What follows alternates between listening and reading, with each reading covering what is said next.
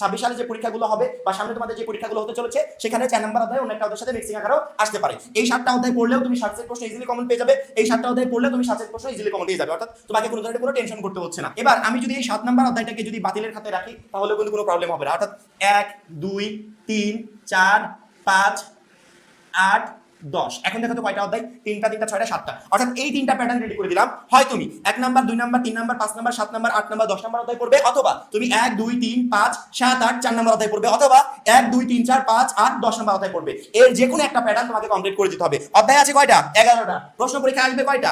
11টা। লিখতে হবে কয়টা? 7টা। যেহেতু 7টা লিখতে হবে সেক্ষেত্রে সকল চ্যাপ্টার পড়ে তার কোনো লাভ নেই, 7টা কমন আসবে এরকম কিছু চ্যাপ্টার পড়লেই হবে। এবং আমরা কিন্তু অলরেডি বিগত কয়েক বছরের বোর্ড প্রশ্ন অ্যানালাইসিস করে তোমাদের সামনে উপস্থাপন করেছি যে কোন কোন অধ্যায়গুলো থেকে প্রশ্ন আসে। এর প্রত্যেকটা চ্যাপ্টার দেখা গেছে প্রায় বছরগুলোতে প্রশ্ন আসছে, অনেকগুলো চ্যাপ্টার জাম করেছে যেগুলো আমরা দিই নাই এখানে, অর্থাৎ 100% সামনে প্রশ্ন আসতে চলেছে। শুধুমাত্র সেই অধ্যায়গুলো দিয়েছি। এই অধ্যায়ের ভিতরে যদি কোনো অধ্যায়ের সাথে মিক্সিংও হয় তারপরে কোনো প্রবলেম হবে না। দেখো এই প্যাটার্নে 4 নাম্বার অধ্যায়টা দিয়েছি, অর্থাৎ 4 নাম্বার যদি 5 এর সাথে প্রশ্ন আসে 5টাও এখানে আছে, 4 নাম্বার অধ্যায় যদি 8 এর সাথে প্রশ্ন আসে 8টাও আছে, 4 নাম্বার যদি 10 এর সাথে প্রশ্ন আসে 10টাও আছে। সবথেকে বেটার হয় তোমার জন্য যে তুমি 1 2 3 5 7 8 10 নাম্বার অধ্যায়টা পড়ে যাও, ইনশাআল্লাহ এখান থেকে 7টা প্রশ্ন তুমি ইজিলি কমন পেয়ে যাবে। এবার আসি আমরা এমসিকিউ তে, 30টার ভিতরে 30টাই কমন পেতে হবে। এমসিকিউ তে ভালো করার উপায় একটাই, এটা ছাড়া আর কোনো উপায় নেই, যেটা আমি প্রত্যেকটা ভিডিওতে বলি। প্রথমত প্রত্যেকটা চ্যাপ্টার আমার টেক্সট বুক থেকে সুন্দরভাবে কমপ্লিট করতে হবে, তারপর বিগত 5 বছরের বোর্ডের এমসিকিউ গুলো সলভ করতে হবে, অর্থাৎ টেক্সট বুক প্লাস বিগত 5 বছরের বোর্ড এমসিকিউ, এই দুটো কমপ্লিট করে পরীক্ষার হলে যেতে পারলে 30টার ভিতরে 30টা এমসিকিউ তোমার ইনশাআল্লাহ কমন থাকবে। এবং আমরা তো আছি পরীক্ষার আগ পর্যন্ত এই সমাজ বিজ্ঞানটা তোমার কাছে কিভাবে আরো সহজ করে উপস্থাপন করা যায় তার জন্য সবকিছু ইনশাআল্লাহ আমরা করব। তোমাদের গাইডলাইন দিব,